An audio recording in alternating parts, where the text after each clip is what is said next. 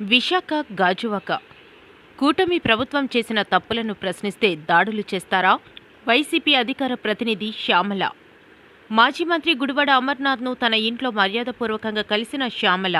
లడ్డూ విషయాన్ని మళ్లించేందుకు దాడులు చేస్తున్న కూటమి. సిట్ తిరుమల లడ్డూలో కొవ్వు పదార్థాలు లేవని చెప్పినా తప్పుడు ప్రచారాలు చేస్తున్నారు. దారి మళ్లించేందుకు మాజీ మంత్రుల ఇళ్లపై దాడులు చేస్తున్నారు. కూటమి ప్రభుత్వం చేస్తున్న ప్రజా వ్యతిరేక పనులను ప్రజలు గమనిస్తున్నారు.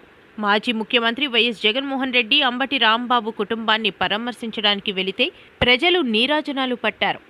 రానున్న 2029 ఎన్నికల్లో ప్రజలు కూటమి ప్రభుత్వానికి తగిన బుద్ధి చెబుతారు. అందరికీ నమస్కారం. అనకాపల్లి జిల్లా చోడవరం మండలం రోలుగుంట గ్రామంలో ఎన్నో సంవత్సరాలుగా ఎంతో విశిష్ట కలిగిన గౌరీ పరమేశ్వర్ల జాతరకి ఈరోజు నేను పాల్గొనడం జరగబోతోంది. అందులో భాగంగానే డిస్ట్రిక్ట్ పార్టీ ప్రెసిడెంట్ అలాగే ఎక్స్ మినిస్టర్ గౌరవ శ్రీ గుడివాడ అమర్నాథ్ గారిని మర్యాదపూర్వకంగా కలవడానికి వారి నివాసానికి రావడం జరిగింది. చాలా విషయాలు ఉన్నాయి మాట్లాడడానికి. అయితే ఈ జాతర మహోత్సవంగా జాతర సందర్భంగా ఇక్కడికి రావడం జరిగింది కాబట్టి ఈ రోజు ఆ జాతర పూర్తి చేసుకుని రేపు వైఎస్ఆర్ కాంగ్రెస్ పార్టీ ఆఫీస్లో ఇక్కడ ఉన్న లోకల్ ఇష్యూస్ అన్ని కూడా అడ్రస్ చేయడం జరుగుతుంది. అది లడ్డు వివాదం నుంచి గీతం భూముల దగ్గర నుంచి ఉల్సాకి వీళ్ళు కట్టబెట్టిన 99 పైసలకి కట్టబెట్టిన భూముల గురించి అన్నిటి గురించి కూడా సమగ్రంగా రేపు ఉదయం 11:30 గంటలకి వైఎస్ఆర్ కాంగ్రెస్ పార్టీ ఆఫీస్లో మాట్లాడదాము. విషయం అసలు ఇప్పుడు ఏమైపోయిందంటే ఏదో చేద్దాం అనుకున్నారు, మస్పూస్ మారడికాయ చేసి మన మీద బట్టకాల్సి మీదే చేద్దాం అనుకుని ట్రై చేశారు. అది బెడిసి కొట్టింది. వాళ్ళకే తిరిగి మళ్ళీ అదే అందులో కల్తీ ఏం జరగలేదు అని చెప్పి, అడల్ట్రేషన్ ఏం లేదు, జంతువుల కొవ్వు లేదు అని చెప్పి సిట్ రిపోర్ట్ ఇచ్చింది. ఇప్పుడు వచ్చిన తర్వాత మొహాలు చూసుకునే పరిస్థితి.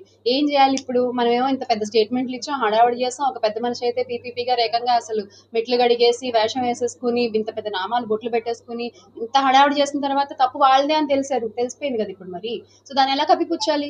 అందుకని చెప్పి ఈ దాడులు చేసి ఇలా ఇళ్ల మీదకి వచ్చి ఇలాంటివి జస్ట్ డైవర్ట్ చేసే ప్రయత్నం చేస్తున్నారు.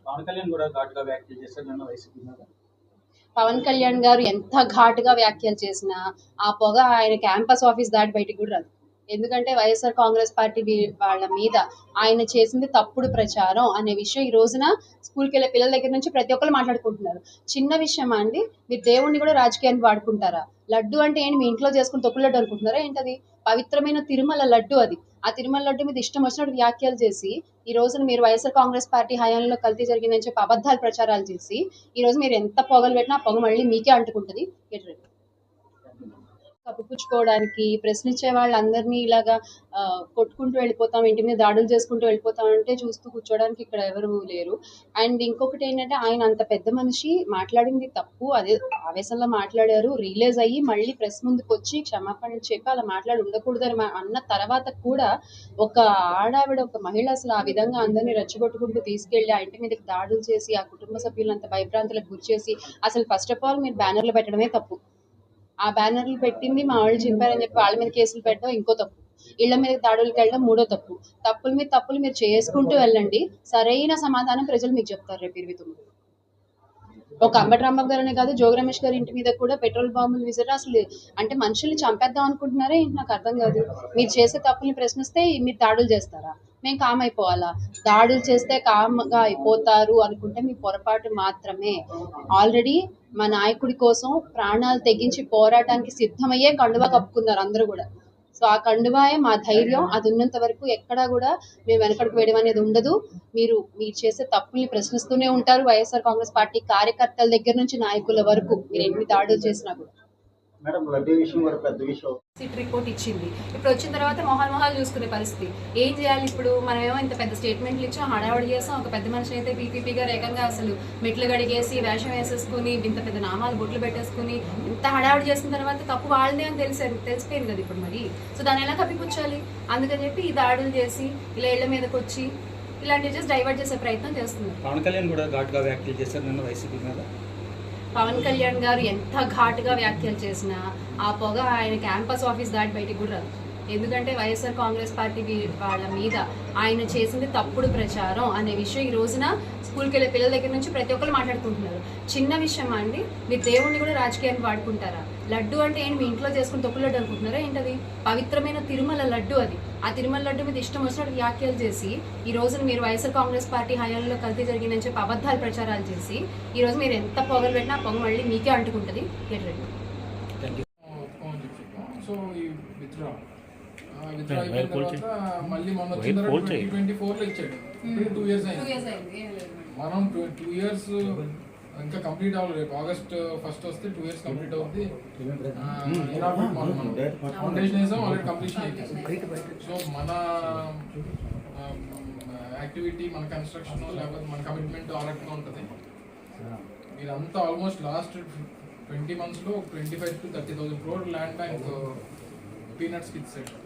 అంటే వైజాగ్లో సోకాల్డ్ 50 crores 100 crores ఉన్న పర్ ఏకర్ ల్యాండ్ 99 పైస్కి 50 లక్షలకి 25 లక్షలకి కోటి రూపాయలకి మొత్తం కలిపి ఒక 30,000 కోట్ల రూపాయలు ల్యాండ్ బ్యాంక్ ఉంటుంది మన గవర్నమెంట్ దగ్గర ఉంటాయి. ఇప్పుడు ఓన్లీ గీత ఉంది అరౌండ్ 5,000 crores. ఇది వరకు ఒక 70 acres ఇచ్చారు. సో అదైతే రెగ్యులర్ అయిపోయింది. ఎప్పుడో 98లో అప్పుడు చంద్రబాబు నాయుడు సీఎం ఉన్నప్పుడు 72 acres ఇచ్చాడు. 18,000 per acre. అది ఉంటే అది ఒక 7,000 కోట్ల ల్యాండ్. సో కొన్ని అలా ఏమన్నా ఫ్రీ ఎడ్యుకేషన్ 70 అన్ని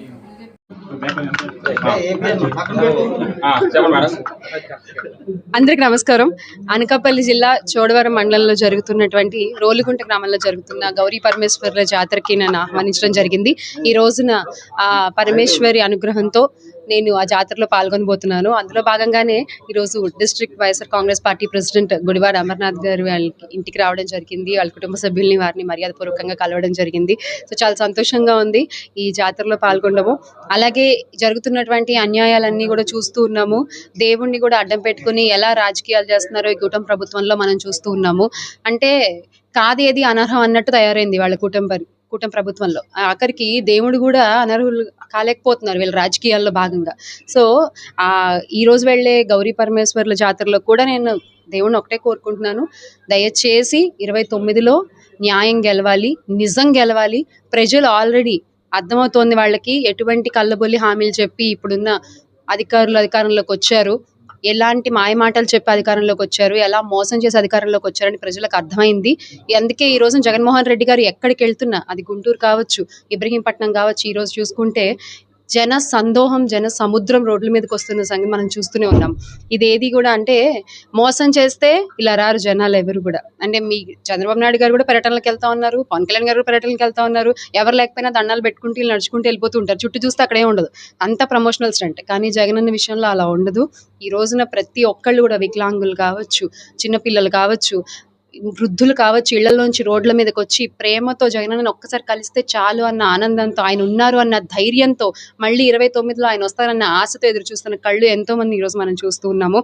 వాళ్ళందరూ కూడా మళ్ళీ 29లో జగన్మోహన్ రెడ్డి గారిని గెలిపించుకుంటారు, ఆంధ్ర రాష్ట్ర ముఖ్యమంత్రిగా చేసుకుంటారు జగన్మోహన్ రెడ్డి గారిని. ఆ బాధ్యత ఆంధ్ర రాష్ట్ర ప్రజలు ఆల్రెడీ తీసుకున్నారు, దానికి తగ్గట్టుగా వర్క్ చేస్తున్నారు. కార్యకర్తలు కూడా, మా పార్టీ కార్యకర్తలు, పార్టీ నాయకులు కూడా అంతే సంసిద్ధంగా ఉన్నాము, కష్టపడి వర్క్ చేస్తున్నాము. మేము చేసుకున్న మంచి ఏదైతే ఉందో అది జనాలకు చెప్పే ప్రయత్నం చేస్తున్నాము. మేక్ ఆంధ్ర గ్రేట్ అగైన్ అంటూ అన్న చేసిన మంచి పనులన్నీ కూడా మనం ప్రజలకు చూపించే ప్రయత్నం చేస్తున్నాము. అన్నీ కలగలిపి దేవుని ఆశీస్సులతో మళ్ళీ అన్న గెలవాలి, జగన్మోహన్ రెడ్డి గారు ఆంధ్ర రాష్ట్ర సీఎం అవ్వాలని కోరుకుంటూ, ఈ కూటమి కుట్రలు బద్దలవ్వాలి, ఈ కూటమిని అధికారం నుంచి దింపాలి అనే విధంగానే ఈరోజు ఆ దేవుడిని కూడా ప్రార్థించడం జరుగుతుంది.